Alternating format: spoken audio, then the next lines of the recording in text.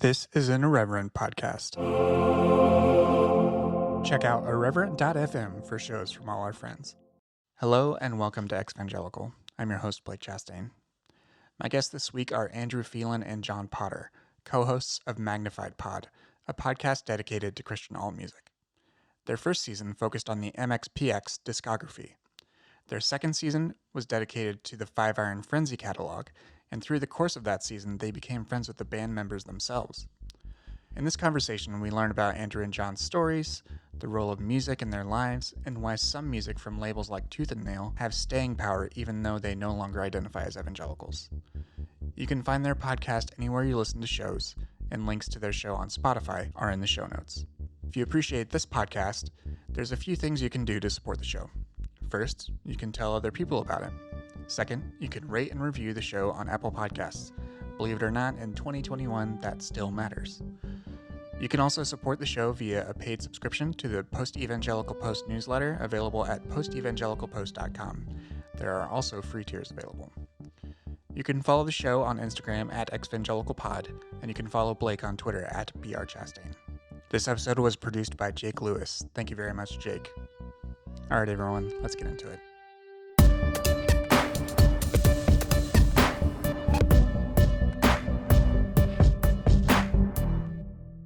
Hi, everyone, and welcome back to Exvangelical. My guests this week are the co-hosts of the Magnified Pod, John Potter and Andrew Phelan. Welcome to the show. Thanks, man. Appreciate it. Well, John, Andrew, thank you so much for joining me. I've actually had the pleasure of being on your show a while back, which we'll get into. Your show is focused on the Christian alt music scene. But before we get into that, I'd want to learn a little bit about each of you and sort of your backgrounds, especially as it relates to this show. We like to talk just about your initial religious background and how you sort of responded to that. So, Andrew, do you want to go first, and then John? Yeah, definitely. Sure. I before we did this, I was sending John some Marco Polos and stuff that I was like, I'm like, look, man, I'll do my best to not like steamroll and like talk too much, because like as for people who aren't familiar with our podcast, we're a long form podcast, meaning our average episode clocks in about 2.5 hours. Yeah. And so I'm already being long-winded in my explanation about being long-winded, but it's hard for me to discuss like my background, my religious background and history, and leave out so much about it, because I just feel like there's so much that defines a person's spiritual and religious identity, especially when one goes through a deconversion. You know, there's so many pieces to that. And so I grew up the son of a PK. I'm a PK. And so we moved around a little bit for my dad's job. And so I was born in Chicago. We moved to Florida. We moved to Kansas, where my dad was a pastor of an evangelical covenant church in Kansas. And then we moved to the northwest suburbs of Chicago in like 94. And he started working for a seminary, North Park Seminary. Mm-hmm. And that was where the university was where I would eventually go to college.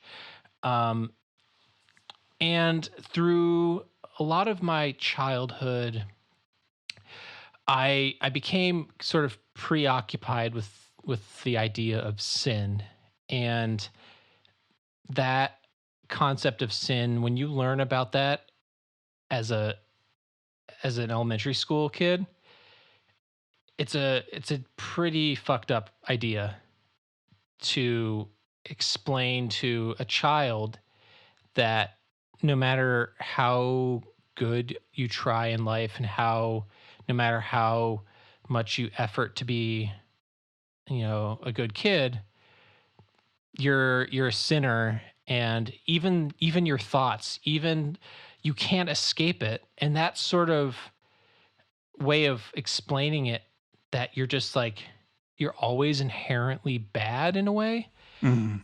uh, that fucked me up. And I still remember that conversation. I still remember that having that explained to me. And I'm 37 now, and that's some shit that I'm still processing, because I think that kind of set me on this course toward self-hatred, because of my inability to not quote unquote sin. And so I became sort of self-flagellating, this like, why am I not good enough? I'm just a terrible sinner. God, please forgive me. Why can't I stop jerking off? All this shame, like going through this period of my life where, you're just an adolescent, you're a preteen, you're a teenager, you're in high school, and you're trying to navigate, okay, so how am I supposed to be a good Christian, when there's just so much, you have all of these feelings as you're growing up, and you're not given any, uh you don't have any tools. The church doesn't give you any tools to figure it out. You're like, you pray about it, and that's it. And so my one tool was prayer, and prayer decidedly did not work for me at all. And as somebody who has strived for authenticity and has done my best to be real, I didn't want to fake it. So I'm like, why is this not working? Why am I not? Why do I keep sinning? Why am I still terrible? Um, and that concept of, and that idea of self-hatred kind of stuck with me long after college, and I just still had no tools. And it wasn't really until about 2013 when after some failed attempts at therapy, went back to therapy and started on medication, uh, to deal with my severe anxiety and depression.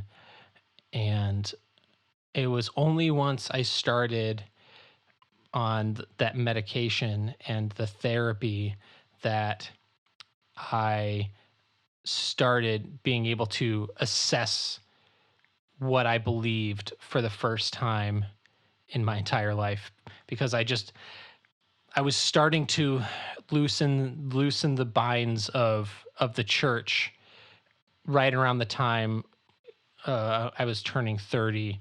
And I had ultimately stopped going to church in my late 20s because of the way the church was treating the LGBTQ community. I wanted nothing to do with it anymore. But I was still afraid to call myself anything but a Christian. It made me nervous to even broach that idea.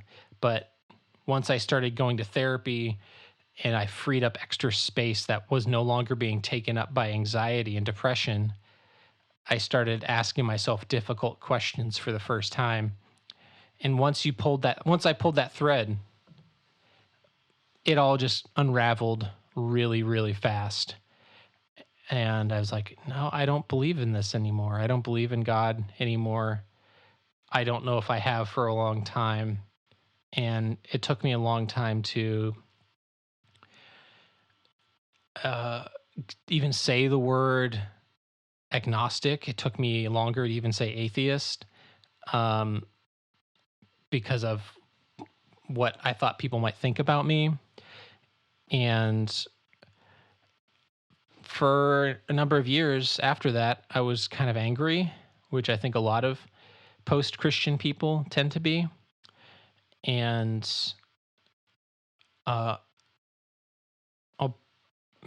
I tried to find community of other like-minded people, because I'm like, I'm not going to church and I don't know who to talk to about this. Who do I talk to about, like, because so many of my friends were still Christians. I didn't have any atheist friends. I'm like, who do I talk to? I don't know. And I went on that journey of trying to find humanist and secular organizations to meet Mm-hmm. people. And I That's not also, always easy. Yeah.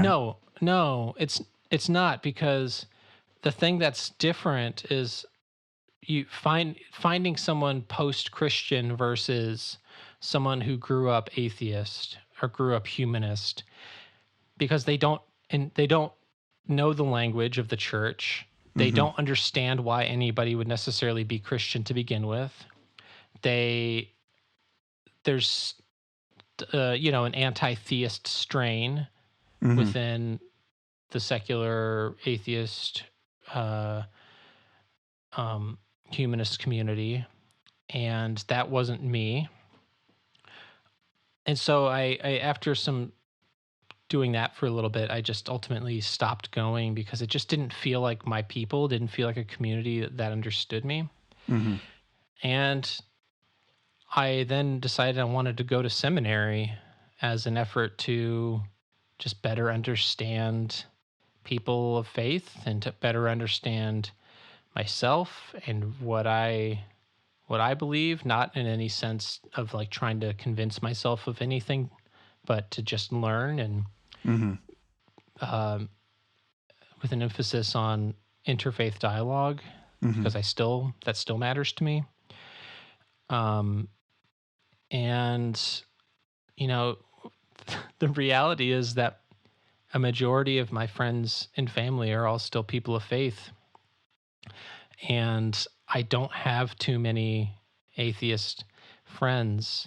Mm-hmm. And it just kind of goes back to what I was saying, that when we talk about stuff on the podcast, like people who grew up in this Christian scene, Mm-hmm. people who were there, people who went to Cornerstone Festival or went to the, Heart and Soul Cafe in the northwest suburbs of Chicago to see shows. It was such a strange and beautiful time, and I still have a nostalgia for it. But like, it still has meaning to me, even though it's like I hold some of it at a distance. Right. Uh, Yeah, that was sort of a golden age of of youth group culture and yes, some of these musical things that yes, yeah, and I was nearby actually where you were. I was in Naperville in the yeah, southwest suburbs, yeah, and it was a similar sort of scene and different things were around. We can certainly get to that in the yeah, latter half of our conversation. sure, But you raise a very interesting point there that a lot of these things we still are nostalgic for, even if it is yeah, something we might cringe at now. Like, yes. There's still plenty of that. yeah. Well, I mean, thank you for sharing a bit of your story. Are you currently attending seminary, or what? How has that part of things developed, and how has that been since you are no longer the type of person of faith that you were before? Well, it's something that I recognized while being in seminary, this idea of religious privilege that exists within Christianity. And almost any time, you know, and almost any time you're talking interfaith, it's there's almost always going to be more Christians at the table. And there's almost never going to be secular or non-theist thinkers invited to the table of interfaith. Mm, And there needs to be I feel like there needs to be more work around that, because you know, when you think about a lot of the values people hold within a humanist community of people, mm-hmm, it's not too different than what many on the progressive left, in like the Christian left, mm-hmm, would identify as their values. And yes, the Christian left might be a little bit more they might, like say some of their values are rooted in the teachings of Jesus or the Sermon on the Mount or something like that, but they're similar values nonetheless. Mm-hmm. And that's why I opted to go to a pretty progressive seminary in Chicago. It's a seminary that would welcome someone who didn't believe in God, and I wasn't the only one. But I definitely at times felt like my voice in certain cases wasn't always validated or affirmed, but that was an exception, not the rule. And I was part of an interfaith cohort while I was there. And while I haven't ended up doing much post seminary, I still feel like it was a valuable time of taking time to really engage in these conversations. And I did a study trip to Israel, which was an extremely profound experience. Mm. And it introduced me to people like Chris Stedman, who is another atheist interfaith thinker and teacher. Yeah. Yeah, he's somebody that I've admired deeply, and he was one of the I met him in person for the first time right before the pandemic started, because we both live in the Twin Cities. Mm-hmm. And I ran into him at a Bernie rally. And Nice. I'm like, oh shit, that's Chris. And so, but yeah, he's a great dude. And Yeah. I kind of used his book Faithiest as a kind of a template for what I was trying to advocate when I was in seminary. Yeah. Yeah, that's great. And thank you for answering that question. I think that's interesting. That space can be really interesting and sometimes difficult for people to occupy just because there's like cerebral, sort of mental, intellectual element of things like what we now call deconstruction and all of those things. And then there's also like a lot of emotional work. And sometimes it's those, even like over the last few months for me personally, like witnessing things in the news has made me like weirdly emotional about stuff and kicked up things that I thought I had resolved a long time ago. Mm-hmm. So thank you for answering that question, and thank you for sharing some of your story. John, how about you? What was your early exposure and relationship to religion and Christianity like? And mm-hmm. Yeah, I mean, I feel a little steamrolled, but I'll go ahead. Just kidding, God Andrew. damn it, John. You can tell that these guys have a really strong rapport. Bust each other's chops quite a bit. That's right.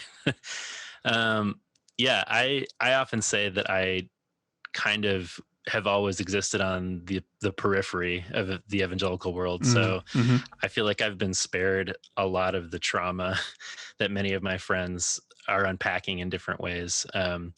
But I grew up Episcopalian, and so I think I didn't get a lot of the shame and the hell focus that a lot of my friends are still wrestling with. But what was the sort of shared cultural experience for me and Andrew and this kind of community we've created over on our show is like this. We talk about the Christian bookstore alternate universe that existed in the 90s. And Blake, we talked a little bit about this when you were on our show, that like whether you were at a mainline church or an evangelical church or whatever, there was like a youth group starter kit that everybody got in the 90s. Yes.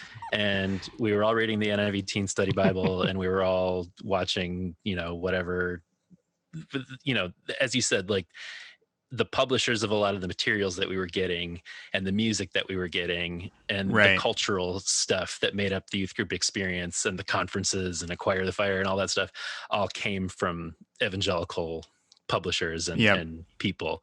So that stuff seeped in big time, regardless of what I was hearing, in regular service. I was certainly more engaged in the youth group world that offered MXPX and Christian bands that I was not aware of before getting involved in youth group. So I was never the kind of kid who wasn't allowed to listen to secular music or that like threw away my secular music or anything like that. I always kind of like straddled both worlds, I guess, but I got very heavily involved into the Christian alternative music scene, and Andrew and I both played in bands and went to shows all the time and listened to music. And so that became a very defining, forming piece of my identity. And even though, we found a community of people who like look back on that culture with a healthy degree of skepticism, we also recognize that it formed us in really positive ways. And there's this niche of that sort of Christian cultural world that doesn't exist anymore, really. I mean, the Christian music scene as it existed when we were kids is almost non-existent now. And there were really positive things about getting involved in a scene of people who kind of like shared beliefs and interests and cultural, leanings and stuff like that. But yeah, I went to an evangelical high school. I went to both the only high school and only college of the Evangelical Covenant Church, kind of by accident. And I didn't even really know its denominational affiliation when I was in high school. But when I went to North Park, which is the college that Andrew mentioned, where he and I met, I sort of became more involved in the denomination and plunged a little deeper into the evangelical world. But it was actually going to a Christian high school that pushed me away from faith. And it was most of my teenage years that I considered myself sort of agnostic or searching. And Yeah. I did have some Bible teachers at this Christian high school ultimately who kind of read scriptures through a lens of justice, or teachers of color who kind of like guided me to what would become my faith. And ultimately I wanted to go to school to study biblical and theological studies. And that's what I did. And I was kind of on this search to find the black and white, like the gray sort of troubled me. And I figured if I really dove into the Bible that I would find some footing in black and white. And what I found again is I had more teachers who kind of shaped my faith from a different experience was like comfort in the gray. So that's kind of where I've existed for the past, 20 years, is like embracing the mystery, enjoying that I don't have the answers, being skeptical of people who claim to have the answers, but having that faith component still be like a core part of who I am. I've only ever really worked full time for faith-based nonprofits. I work for a mainline church now, but Andrew and I are in similar places, because we have, we're friends, but we also have that shared cultural background and experience that he's saying kind of like kept us, you know, from knowing the same kind of stuff. And one thing we talk about a lot is like, you can't really keep the flame alive that like the culture was really trying to have kids burn bright, be on fire for the Lord. That's a tough ask. Most of the people we've found, I think, who were expected to have that flame, it's kind of been burnt out since. And I feel like I've never really been on fire. It's been like a low simmer for my whole life. So that's kind of my faith piece. But it's worked out for you. I guess so. Yeah, it seems to be okay. In the way you've told your stories, there's definitely a juxtaposition. But music was one of the things that you guys bonded over. What did music mean to both of you during those sort of formative years? And Andrew, you were dealing with a lot of shame. You were dealing with a lot of, to use like a therapeutic term, like negative self-talk and internalizing all this negativity, which I definitely very much relate to. What was it about music for you that did it speak to you or sort of let you be easier on yourself or release some rage or like what role did music play for you during that period? And then John, if you want to answer that as well. I think, one of my first experiences with music that wasn't something overtly Christian was when I moved to the northwest suburbs of Chicago and discovered an alternative radio station. And, you had bands like Green Day and The Offspring and like these punk bands that I'm like, I had no idea. And like everybody in like 94, 95 was talking about Green Day. And I was like, this seems kind of like a big deal, and talking about Nirvana and everything too.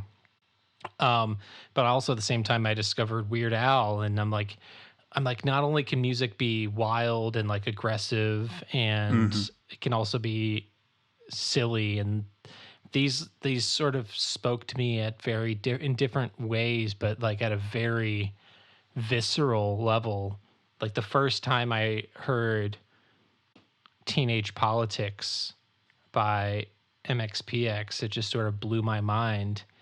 And it just opened up something. It was like a key that just sort of unlocked something in my brain, and like I was just forever in love with punk music and so like I had to get my hands on everything tooth and nail. I had to figure out how to and so that's when, the Christian bookstore came into play. I was like, I got to check out what's going on at the Christian bookstore. I need to go to these shows and like get these patches and, get stickers and things, and like put stickers all over my guitar case and that sort of thing. And I was just fully in on all of it. And it just made me feel like when you feel like you're sort of an outcast by being really one of the only Christian, like in my high school, there weren't a lot of Christian guys. I was mostly friends with girls because it was just so much easier for me to be friends with girls, because I'm just always been more emotional and sensitive, and like I could relate to the girls a lot easier than I could dudes, because most of them were kind of assholes. But like I felt alone in general by being kind of a guy without a lot of guy friends. But the music just made me feel just something connected to something larger. Like the scene felt bigger than just myself, and then going to like music festivals and stuff and being like, oh man, this is bigger than just the northwest suburbs of Chicago. And now doing the podcast and having people be like, oh yeah, I was also at that Goaty Hook show at North Park in like 1998 or whatever. I'm just like, this is wild, man. And that is wild. but it just ultimately made me feel less alone and less like a weirdo. Yeah. Yeah, I think that's well put. I mean, I grew up in like an artsy house. My parents are both actors, and so I guess like doing music and theater and art and stuff like that was always kind of part of my life. But it was in high school when I really latched on to punk rock hard and played in a punk rock band. And I think that is part of it, is like feeling like a misfit or whatever, and finding a community where you can be who you are. And I had a lot of I don't know. Andrew and I talk a lot about on our podcast about how I was mad about people selling out, or mad about bands not being political enough, and I wanted to fight the system, man. And so that stuff drew me in. Don't talk about partying, talk about the system. Exactly. I was always mad when bands would shift to talking about the beach. I'm like, not the beach, capitalism. But yeah, I think one thing we talk a lot about on our show. So we'll get into this more probably, but on the first season, we talked about the band MXPX. On our second season, we talked about Five Iron Frenzy. And I think one thing that Five Iron offered to both of us was like this feeling in that community that you weren't quite at home in the sort of regular world, and you weren't quite at home in the Christian world, but in this world it was safe to like sort of question all those things. So I Yeah. think I latched onto those couple of bands in particular that gave me permission to question the things that seemed off about the church or off about American culture or off about my high school and the people there. So like, yeah, I think it was that sort of permission to question and feel like we were in a community together working towards something that really made me kind of dive into that scene and feel like a part of that sort of um, you know, just music alternative kind of scene at the time when it felt like you were really kind of staking your claim out as an individual or whatever. Right. And I'm really curious that for both of you, like, did Christian bookstores play a role? Because I worked in a Christian bookstore in high school. That was my part-time job. But basically the owner was a bit older, wasn't plugged into like anything really happening with music. And basically it was always dictated whenever the owner was around that, you know, Point of Grace and FFH and Yeah. like those types of bands would play. And I would try to grab whatever sort of demos would be available in the back of the shop. And she would make those available to us. But I sort of missed the tooth and nail experience. And I know that for those that are huge fans, like it is significant. There were, like, I did discover later, and that's why you guys had me on the show when you did, because you did a show about Brave Saint Saturn. And that's when you had me on. I discovered like their later discography and stuff. But it was Christian bookstores that plugged you into this scene and made that music available. And which did both of you work at Christian bookstores, or? I did in college. Yeah. I never did. Okay. All right. If I did, I would have been snagging all of those tasty discs. Yeah. I'd be like, demos came in? I don't remember seeing it. No, I would have felt too guilty about it, and there's no way I would have stolen them. I famously did steal the MXPX poster off of my youth group wall, but that's the most theft I got up to. That seems very Christian punk. Yeah, right? Yeah. I was fighting the system. But I'll answer briefly because I feel like, Andrew, you have more of the connection to that scene maybe, but like for me, so I grew up in the Twin Cities and now live in Chicago, and Andrew lived in Chicago, now lives in the Twin Cities. But when I was growing up there, I was like, we've talked about this, that I did go to the Christian bookstore, but it was one of like many record shops I could go to. And I was like on the lookout for used Christian punk CDs at secular record stores too. So it was part of the experience. It didn't really shape me in the way that a lot of kids were shaped by having their access limited to only what was available through the bookstore. But I did work for a Christian bookstore in college, the denominational bookstore of our college. And the guy who ran it was like this guy who had a background in music promotion in the alternative Christian scene. So his office was like, there were all these, you know, glossy photos of bands from Tooth and Nail and other labels like signed, and he had all this Christian music in the store. So that I worked like back in the warehouse, but you better believe I was snagging Joy Electric CDs at a discounted price left and right. So yeah, it was definitely part of my experience. But what was the bigger part was like at youth group, we've talked about this chart that gets handed out of like, if you like MXPX, or, you know, if you like Green Day, you'll like MXPX, right, and all these comparisons that like aren't quite right. Yeah, that's Diamante was right. The label that put those out. But I was that is how I really found out about Christian rock. So that was like a Christian bookstore initiative that made its way to my youth group, that made its way to me, that like informed me. So yeah, the bookstore experience was more of my thing in college. So Andrew may have more to say. Yeah, that chart, I carried that around in my wallet. You know, just it's questionable to even say, you know, if you like whoever at Diamante put that together, they're like, just slap on whatever mainstream punk bands exist and call it MXPX and Slick Shoes or whatever. And, you know, it's looking at it now, we're like, this is so not even close. It's like, if you like Pearl Jam, you'll love Third Day. Like, what are you talking about? In what reality, in what universe? Right.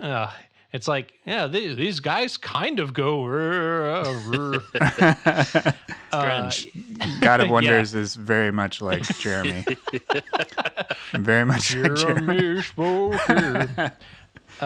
Anyway, so my local Christian bookstore was at Randhurst Mall in Mount Prospect, Illinois, and it was this bookstore called Lemstone. That's where I And- worked. Nobody knows about Yeah. Limstones. No way. I think we talked about this when you were on our show, Blake. At the Fox Valley Mall in Aurora. That's where. I remember you saying that your experience there was sort of bookended by Prayer of Jabez and Purpose Driven Life, which Yeah, that's right. Yeah. Woof. Yikes. That's right. Yeah, so I remember going in there, and it was, so when you walked in, it was straight into the entrance to the far wall. That was where all the alternative stuff was. And I remember they had like, I would snag samplers. There was like, BEC samplers and tooth and nail samplers and stuff like that you could get for a couple bucks. And then there's also learning about the Christian bookstore covers of albums. If there was like ever a controversial album cover, that Christian bookstores would get a different cover of the album. And I remember hearing about that for the first time as it related to the POD fundamental elements of Southtown, which there was nothing like violent or sexual or scandalous about the cover at all, with the exception of like there was some stuff on it that they thought was too like mystical or like maybe new agey looking. Wasn't there like a Trinity sign or something? I thought that was part of there. But not even that, but there's all sorts of like kind of mystical elements going on. And the Christian bookstore version is almost all just a solid black box, and like a small piece in the center was all that was left. And that's wild to me that they did that. But we've learned about other bands that people said like, oh yeah, there's alternate covers to this, or this album was banned because it was too violent, or they'd cut songs from some versions of the releases, that kind of thing. Like the MXPX live album didn't have the Ramones KKK Took My Baby Away because I guess the KKK was not okay at the time. Now the evangelical church has pretty much given their rubber stamp to all things white nationalist these days, it would seem. But yeah, I didn't grow up with a bunch of record stores near me. It was all Christian bookstores, Best Buy, or like a used CD stores and stuff. And you weren't really finding a lot of Christian stuff in there. At least I wasn't. But here in the Twin Cities, you got all kinds of sick record stores. So yeah, man. John was living that dream. That's right. Hitting So many up that hours St. Paul cheapo. spent combing through UCDs looking for just the right one. That's right. Yeah, I mean, I'm having like flashbacks to like while you were talking, I was like, what was the layout of our Limestone? We had, when it was all the CDs were in the very back. Yeah, it was just a little mall store on the first floor next to the J.C. Penney. Where all good music lives. That's right. You really should have applied, because at least my Limestone, like, I had fed a lot of money back because they gave me like a 35% discount on books and music. Nice. Get that those sweet CD discounts, and also get your footprints in the sand, That's right. framed posters that you can hang up next Yep. to your Kincaid in the front and music in the back. That's what it was. Yeah. That's my kind of party. That sounds like a party I would not attend and or leave early. I don't know. From what we've learned about Kincaid since he passed, he seems like he would probably throw a rager. Oh yeah. He had a pretty pretty wild life, actually. I feel like I remember As the hearing painter, that. Yeah. as the painter of light, had a kind of dark personal life. Interesting. I didn't know this. Yeah, do some Will Googling do. after this is done. There's some interesting stuff about Thomas Kincaid. So, what led you guys to, you guys have been friends since college. All white guys have to start a podcast at some point in their life. Especially if they're cis and yeah. It's this like it's somewhere between the quarter life and midlife crisis. You start a podcast. Yeah. I just felt like that in terms of the podcast world, there wasn't enough straight white dudes out there giving their hottest of takes on any number of issues. Especially we had to the fill Christian that alt void. scene. Right. I mean, you guys clearly still have a deep appreciation for this music and its influence on your lives. What led you to, start recording and publishing these conversations? I think putting out a podcast at all requires a certain level of hubris to think that anybody would want to listen to you to begin with, especially in the landscape that we're in right now when we're just so saturated with podcasts. But, I think ultimately, if there's a podcast that's going to be successful, it's a podcast that gets kind of niche and is a podcast of personality.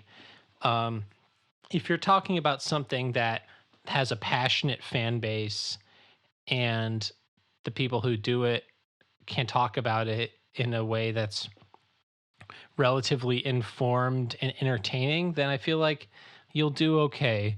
But like the last thing we needed was just like another general music or politics podcast, because other people do those better already.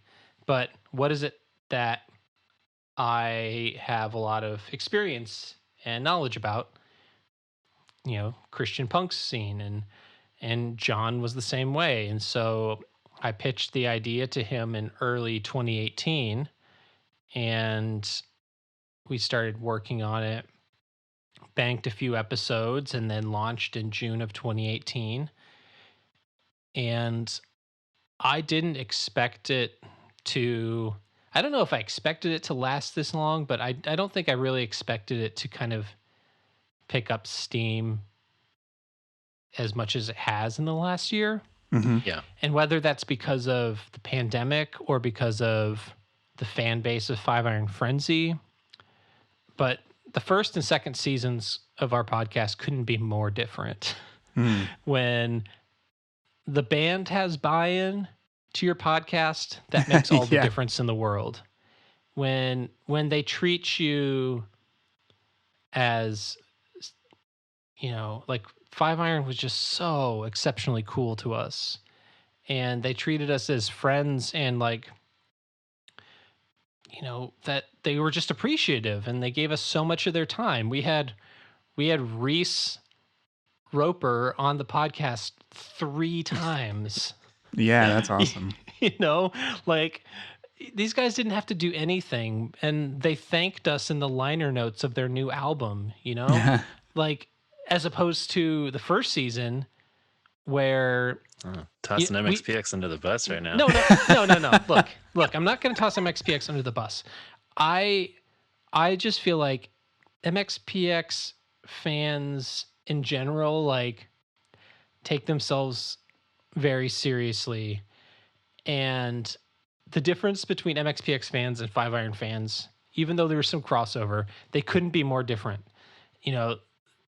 We're part of a Facebook group called I Hate Five Iron Frenzy.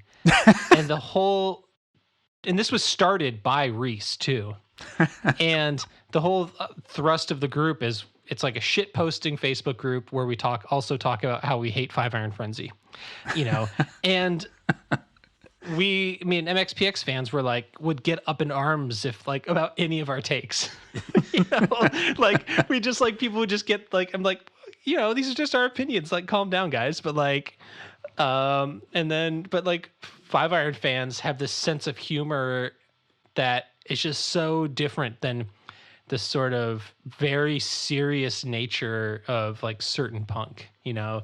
It's just like very self-serious, and that couldn't be further from the truth with Yeah. with Five Iron.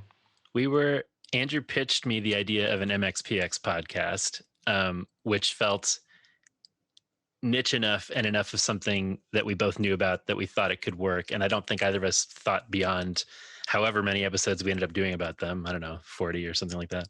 Too many. Yeah. But it was a chance to talk about this band that meant a lot to us when we were growing up. But more than that, it became a way to discuss culture, religion, and politics and the Christian cultural scene of the time. So that's kind of been what continued even after. So we went through the entire discography of that band in the first season. The second, we decided to do Five Iron Frenzy. And those were kind of the two bands that meant the most to both of us from that world, and kind of naturally allowed through their lyrics a chance to kind of dissect the culture and politics and faith lyrics that were interesting. But I think what sustained us beyond that is, like, to your point, Andrew, where we've found other people who, again, it might seem like a niche, but like there probably aren't a ton of people who grew up in this world today, are progressive leaning or look back on a lot of that and cringe, but also still enjoy the music that we grew up listening to and the music that they continue to put out. And so for this third season, we started a few episodes ago, we're switching to genre, where we're kind of doing multiple bands per season. So we're doing skate punk right now. We've done Slick Shoes and we're starting Dogwood next. But I think it became this way to kind of, the bands, the first three bands that we've covered have all put out records in the last couple of years that are all still actually good.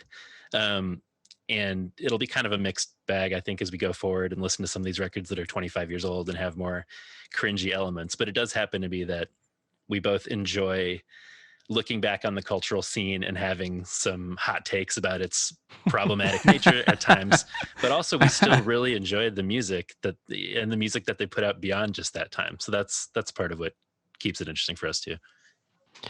Yeah, like if MXPX or Five Iron or Slick Shoes put out, if they came back and the albums they put out were bummers, it would have been like, tough. I mean, it would have been tough, but like the fact that we just covered, our most recent episode was covering the brand new Slick Shoes record, and we love that record. It shreds so hard. It's so, for a punk record, it's so metal and heavy. It's great. And, and not even when we cover bands that we love, like MXPX or Five Iron Frenzy, we don't like, we're not doing it's not like fan service. It's not lip service to the band. We're not being like, and here's another A+ record. Here's another song that's perfect. We give our honest takes and we give our honest assessment of like, it's hard to like, because if you grew up in the scene and then you like, okay, well, this is the context of the record at the time, but it's 2021 and this is a tough look for our dudes, we gotta be honest. We're gonna just give our opinions, and that's just how it's gonna be. We've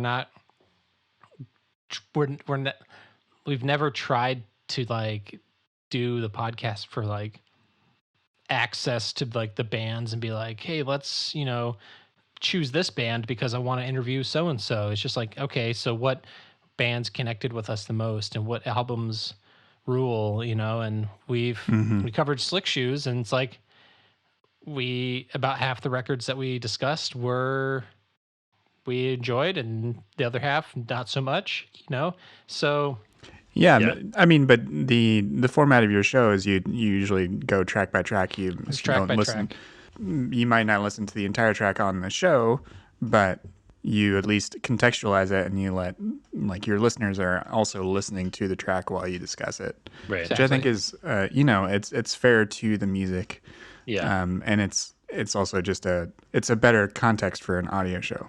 Right. That was part of, I think so. Andrews, so our show is called Magnified Pod, to anybody who's confused by that, because MXPX was originally called Magnified Plaid. So it's a name that sort of outlived that particular iteration. But I think that was, to your point, Andrew, like people's problem early on is like expecting it to be purely positive as we went track by track. And instead it's like, we try to use these songs often to be like, here's why this moment in the Christian cultural scene that's expressed in the song it has some problems that we need to unpack a little. And it was the case in season 2 of 5 Iron that Five Iron Frenzy's just kind of become our friends now, and they enjoy kind of getting into all that, unpacking it with us. They're not precious about it, and they're interested in saying, yeah, that was not great, or yeah, where we were at theologically at that time is frozen on this record, but we've changed so much since then. So it's been an interesting opportunity to kind of unpack that with artists too. Right. Yeah. I mean, that's such an interesting sort of retrospective to be able to hear from the artists and have them respond and say, yeah, like this is where we were. And I mean, explain yourself. like I've had a handful of CCM or former CCM people on my show, and like these people were expected to perform within a certain parameter. So it's very interesting to be able to hear where these people sort of are now and how they've changed, because the expectation, as you both know, as being part of the culture, is that you don't really change, but that's not the nature of humanity. So right. Absurd. And we just, on our most recent episode, we had our producer, he talked about this MTV news clip from 97 where they went to Tom Fest. Yeah. And they interviewed a bunch of Christian kids, and it's the most unbearably cringy. It's so hard to watch. Yeah. People should go to our Instagram and watch the video. It's about 7 minutes, and it's so painful that how much of this Christianity was so performative. And and there's this one, and they talk about MXPX in the segment, and these kids are like clutching their pearls at like MXPX going to A&M from tooth and nail. And they're like, talking about like how they're worried about their walk because they're going to this secular label or whatever. And this one kid is like, they started off their career like, playing music for the Lord, and, they should just continue to do that. I'm like, the decision that they made when they were 15, they should continue to do that. They forever. Is that, like you talked about, like there's no growth, there's no, like, it's not dynamic. They can't make any decision doesn't stay within your rigid framework of what it means to be a Christian. I mean, that's so absurd. Yeah. And it's not fair to the band. It's not fair to them as people or artists, for that matter. Yeah. The nature of crossover artists is and sort of the controversy they would court just by crossing over, like Sixpence and Switchfoot, and I think, who was POD signed to when Alive became a big hit? I'm not even sure, but maybe they were already on a major label at that point. Oh yeah, they were definitely on a major at that point. But those are like points of pride. I remember. But then, like, if they crossed a particular invisible line, then totally, then they would be canceled to use. Yeah, it's been interesting. I mean, unsurprisingly, like a lot of our listeners and people who grew up in this world, a lot of the band members have had the same journey where they too no longer have faith, or that faith that they had at the time, because in the same way that we were kids listening to it, they were not that much older on stage spouting this stuff that they thought that they should. And not that it wasn't always genuine for people, but like, yeah, it's been interesting to track that too, that a lot of these people have changed their beliefs since then too, naturally. So Yeah. The answer to your question about POD is that it came out on Atlantic. Okay. Sellouts. And Wish they love the Lord. it also came out on September 11th, 2001. That's right. Yeah. Do you remember that? I remember going to pick up that CD from the same Best Buy where I got my MXPX Teenage Politics album. Wow. I did not know that came out that day. That's wild. But it was a Tuesday, and that used to be New Music Day. That's right. Yeah, before it was Friday. Which I still hate, actually. Yeah. Well, it's all about getting them. It's all about getting them weekend spins, I guess. I don't know. Weekend streams. It's the streaming increases over the weekend. So yeah. So you've done MXPX, you've done 5-iron. Now you're branching out in this new season of dipping into different genres. What are some things that you are looking forward to covering in this season? And then also, what is your favorite like deep cut Christian artist or Christian album? I'll go first just because I feel like I'm coming into the season with a little bit of a different perspective than Andrew. You know, like I said, I was heavily into Christian alternative music, but I also was into other music too. So I didn't have quite the deep dive that Andrew or a lot of our friends and listeners have had with this world. So like, I don't know a ton of Christian bands super well.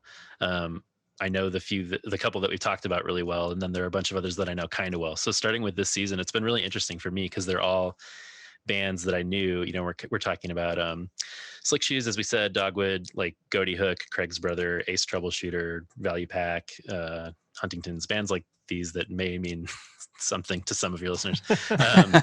But you know, I don't know a lot of them super well, so it's providing me this interesting opportunity to dive deep into some of these bands, and some of them have really, like Slick Shoes was a band that I knew kind of well but not super well, and I've loved going through their stuff, and now I'm a fan. And there's, you know, we're starting some other artists where I'm like gonna have maybe less glowing reception to some of this stuff. And what's interesting is, like, as we're kind of going into these more you know, a bunch of bands per season, I feel like we're diving further into the evangelical world in a way that we weren't in the first couple, because that was part of what we both liked about MXPX and 5-iron, is they kind of, like I said, we're kind of questioning the church. And the harder we're going into these bands that I didn't know super well, part of why I didn't know them was because they're so evangelical in their lyrics, at least early on, a lot of these bands. So that's something interesting to unpack. As far as like a deep cut, boy, I don't know. Do you have one at the ready, Andrew? Maybe that'll prompt me. Well, I remember this is not a band that like this. I mean, speaking of artists who went a completely opposite direction, there was this band called Calibretto 13. Yeah. And they were sort of like, I can sort of point to Calibretto as what kind of inspired me to try and write more acoustic punk rock, because that was sort of this a similar style, this of like sort of fast acoustic based punk, and with this guy named Joe Whiteford, who has this weird kind of high voice. And he then post Calibretto started this band called Harley Poe, which has like a horror aesthetic. And he like draws all these like really dark and kind of like disturbing like cartoons and stuff. And so he's somebody who is now quite a bit removed from that scene and couldn't be doing something more different than Calibretto 13. Yeah. I mean, I reference Joy Electric, which is not super obscure, but if listeners don't know, they were, so there was Ronnie Martin and his brother Jason Martin, and Ronnie had Joy Electric and Jason had Starflyer 59. But they've done lots of other projects too. And even though they're not obscure, if folks don't know them, they did carve out this interesting space in that world for sort of electronic music. Yes. So I would say if you're into sort of synthy music and you're skeptical of the Christian alternative world of the 90s, like check out some of their stuff, because it was pretty unique for that world at the time. So I'll go with that. Yeah, and they put out a record together called called Brothers Martin. And it's great. And yeah, also did one of them? I think one of them also worked with David Bazan on headphones. They sure too, did. Yep. Which is also a really solid album. For sure. Yeah, that was the Starflyer brother who was involved in headphones. I should also say, Dave Bazan, my number one dude of all time. Blake, you understand. Yes. So Pedro the Lion is my answer for number one Christian band, if you can call them that. So. Right. Yeah, he was on Tooth and Nail for, was it the Control EP? Was he on Tooth and Nail? I don't know if he was. Yeah. What, for the whole EP, or because I think that was the one release. Hold. Sorry. Yeah. I said Control. Whole. Different albums. Sorry, bro. But yeah, out of the Christian. Go ahead, Blake. No. This is like I actually can speak somewhat. Yeah, exactly. Somewhat clearly about Pedro and Bazan. Out of the purely like Christian world, my favorite album ever is probably Winners Never Quit still. So anyway. That was my first Pedro record. Yeah, man. It's very, very good. Yeah. Very good. My obscure one I will add is the self-titled album Earthsuit. I think it's self-titled. I don't know that. Earthsuit is it's like this really fast. Yeah, it's got this really interesting blend of like, it is like 2000s. There is like this bit of like rap on top of this like really fast-paced music that involves a bit of like electronic and some other influences. It's an ambitious album. It's cool.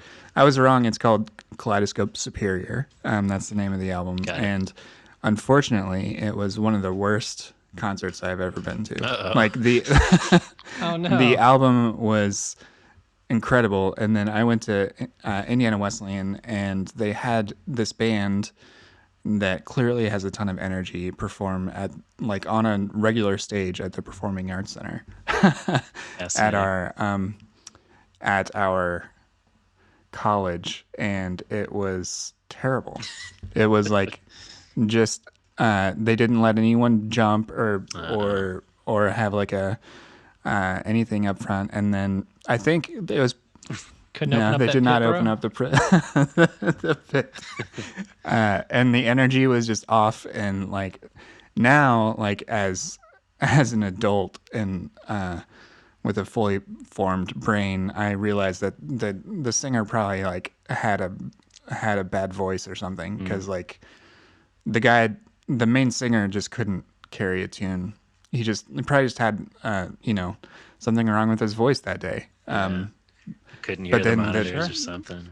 Right. And the guy who did the rapping just covered. He just did as much as he could. Right. And it worked out. But the next track is called Wheel, and it's the coolest song you've ever heard about the weird angels in Ezekiel. Wow.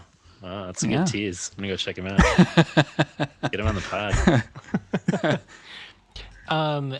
Well, as you were sharing your screen, saw my dude that we. No, I love Am it. I I was that going to mention predictable, John? Yeah. Our boy Kevin Max, as a related artist in the Spotify algorithm. Talk about our boy Kevin Max all the time.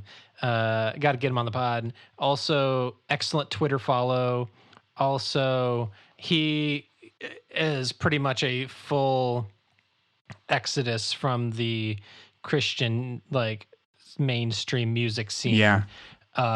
He's like calls himself like a goth hippie like Marxist like Jesus freak or something like that. Yeah. He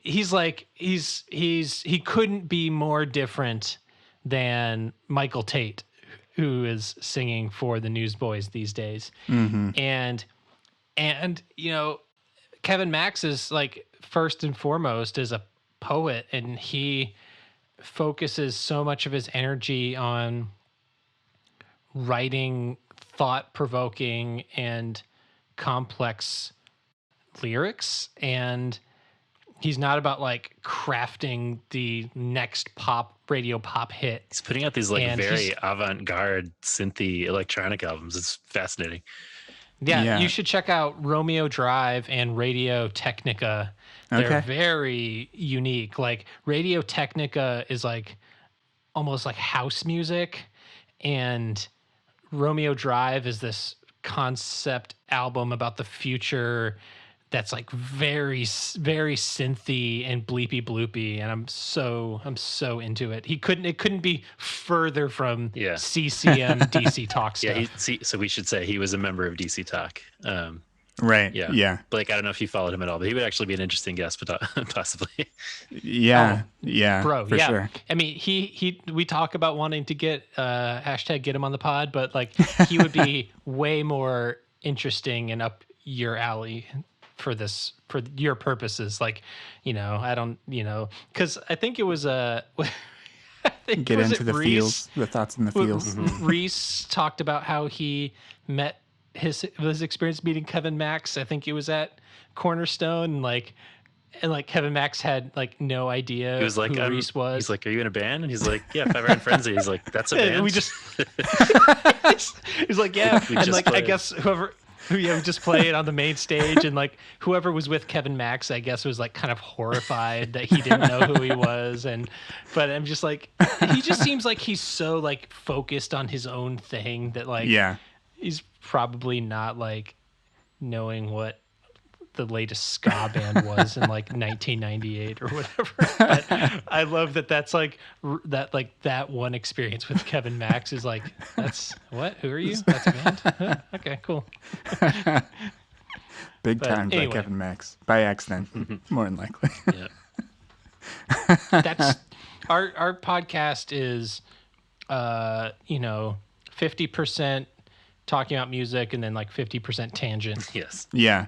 No, that's great. And I think you have a great format to, explore those tangents and everything, and then bring it back to music. So it was really great to talk to both of you and just learn a little bit more about both of you. John, you and I are connected through business things, and Andrew, I think I met you once at a party a long time ago. And anytime I get to chat with anyone not directly in my household these days is a novelty, and this has been great to hear about your own stories, as well as what you've been able to do in this sort of fun community that you've been able to build around music and around this sort of music that is tied to these things that can be fraught, but can also remind you of the good from that part of your life. So for sure. Thank you, John and Andrew, for talking with me for so long and sharing your passion. Where can people find the show? Where can they find either of you online, and where can they find a place to support you? You can find us on the socials, Magnified Pod on Instagram, Twitter, and Facebook. You can email us at magnifiedpod@gmail.com. We have a Patreon, patreon.com/magnifiedpod. We put out an episode every Monday. And as John was saying, we are covering the skate punk genre this season. So we're going to be covering a variety of bands, with plans for future seasons to cover other genres. We've talked about doing a more indie season, which would probably cover bands like Pedro the Lion or Michael Knott, bands of that sort, and doing like a hardcore / hard rock season, and so that's kind of the plan for the future. But And if you can reach out to us on our individual Twitters if you want to. You can find me on Twitter at I am just a dude. And you can find me at On Tape with John. Blake, thanks so much. It's an honor to be on the show. We love the community that you've established with Evangelical and all the work that you do. So thanks. Thank you. I appreciate it. Thanks both of you for talking with me tonight. Thanks, man. Really appreciate it. See ya.